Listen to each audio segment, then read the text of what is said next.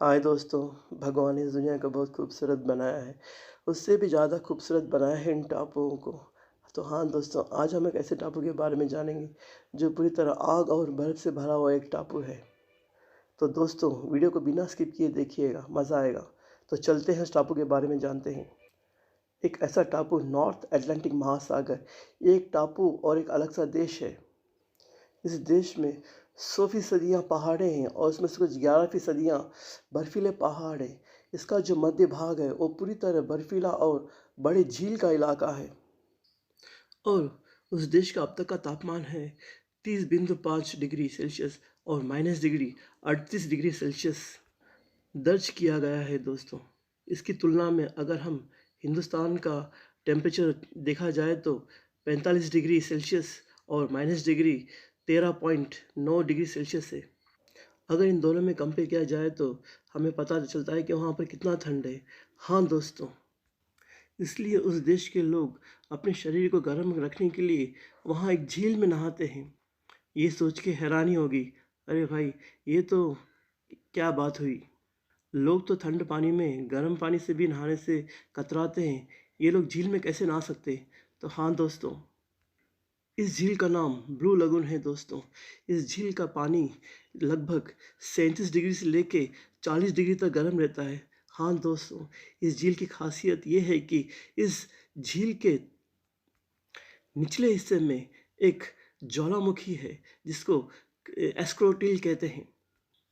वो ज्वालामुखी जो ऊपर की ओर फेंकता है, ऊपर की ओर फेंकने के कारण जो है छोटी छोटी छेद जो झील में उनके द्वारा गर्म पानी का आना रहता है, जिसे गैसर भी कहते हैं। हाँ दोस्तों, इस तरह झील में लगभग 200 से ज़्यादा गैसर है।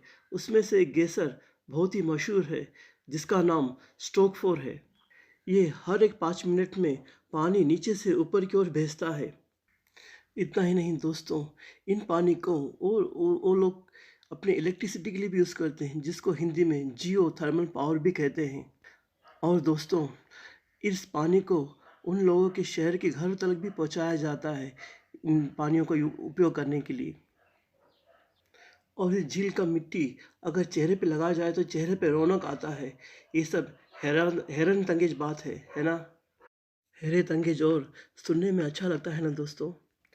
इतना ही नहीं दोस्तों, इस टापू में नॉर्थ अटलांटिक महासागर में 100 से भी ज़्यादा ज्वालामुखी के पहाड़ हैं। इसमें से कुछ 30 ज्वालामुखी जो एक्टिवेशन में है। वहाँ के लोगों का कहना है कि 5 साल में ये एक बार में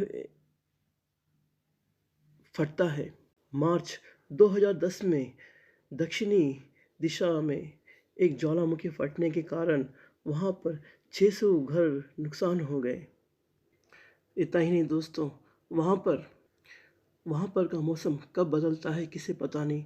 कभी कभार तीव्रता से हवा चलती है तो कभी कभार भयंकर मौसम एकदम से लोगों की जान तक लेने लगता है। हमने पहले भी पढ़ा था, ये आइलैंड बर्फ़ और आग का है। इतना ही नहीं दोस्तों, नॉर्थ अटलांटिक महासागर में बहुत से मशहूर बीचेस हैं, जिसमें से एक मशहूर बीच का नाम है ब्लैक रेनी फिज़ारा बीच। हाँ दोस्तों, ये बीच वहाँ का बहुत ही मशहूर बीच है। कारण ये है कि ये बीच पूरी तरह काला है और उसके रेत भी पूरी तरह काले हैं। और इस बीच को देखने के लोग लाखों की तादाद में यहाँ पर आते हैं। और इतना ही दोस्तों, यहाँ के सागरों में बड़े बड़े लहरें उठते हैं।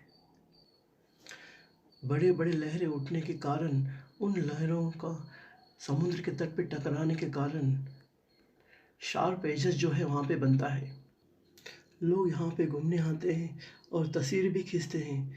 इसी तरह सन 2016 में चाइना से एक आदमी जो 40 साल का था, इसी तरह फ़ोटो खींच रहा था। इतने में एक बड़ी लहर आके उस आदमी को खींच ले गई। साथ में उसकी बीवी और 2 बच्चे थे। उन्होंने बचाने की बहुत कोशिश की लेकिन बचा नहीं सके। और 2007 में इसी तरह का एक हादसा उसी बीच पे देखा गया।